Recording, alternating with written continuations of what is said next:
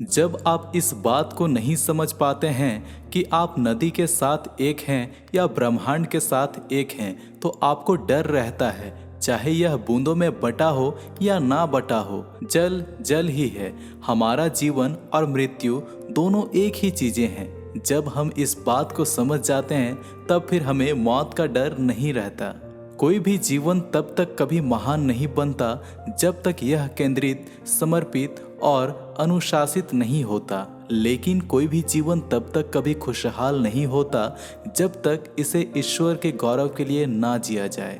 जो सभी कर्मों को आसक्ति त्याग कर और ईश्वर को अर्पित करके करता है, वह पाप से उसी प्रकार बचा रहता है जैसे जल से कमल पत्र। मनुष्य अपनी जिंदगी को केवल अपने ही लिए अब और नहीं जी सकता।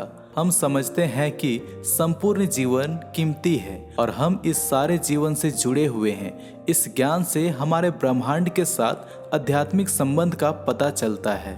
जीवन उद्देश्य की खोज ही सबसे बड़ा सौभाग्य है, पर यह सौभाग्य केवल उन्हीं को मिल पाता है जो एक आध्यात्मिक जीवन जीने को संकल्पित है। ईश्वर चुनता है कि हम किन परिस्थितियों से होकर गुजरेंगे। हम चुनते हैं कि हम उन परिस्थितियों से कैसे होकर गुजरेंगे। जैसे एक शमा बिना अग्नि के नहीं जल सकती है, उसी तरह इंसान भी एक आध्यात्मिक जीवन के बिना नहीं जी सकता है। जीवन की चुनौतियों को स्वीकार करने में समर्थ बनिए। भगवान से यह मत कहिए कि मुझे ही क्यों, बल्कि कहिए मुझे आजमाइए, यही जिंदगी का जोश है। जहाँ तक भी हम देख सकते हैं, मानवीय अस्तित्व का एकमात्र उद्देश्य नीरे अस्तित्व के अंधेरे में एक दिया जलाना है। जब आप यह जान जाते हैं कि आप आज उतने बुद्धिमान नहीं हैं जितना आप खुद को कल समझते थे, तो आप आज ज़्यादा बुद्धिमान हैं। ईश्वर निरंतर बातें करता रहता है, लेकिन जब वह मौन हो जाता है तो मानवता बहरी हो जाती है।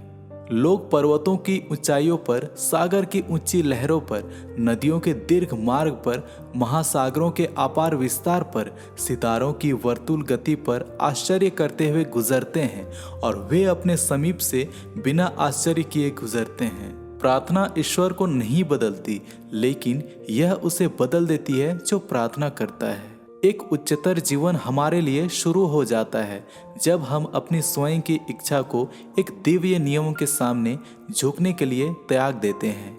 जो लोग बौद्धपूर्वक जीते हैं, उन्हें मौत का कोई डर नहीं होता है।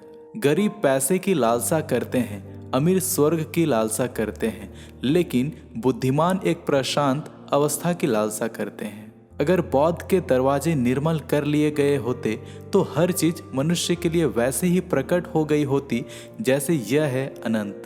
दुनिया विश्वास करने वालों का कैद खाना है और अविश्वासियों का स्वर्ग है। हमेशा उस काम को कीजिए जिसे आपका आत्मा करने की आज्ञा देता हो, क्योंकि यह ईश्वर की आवाज है।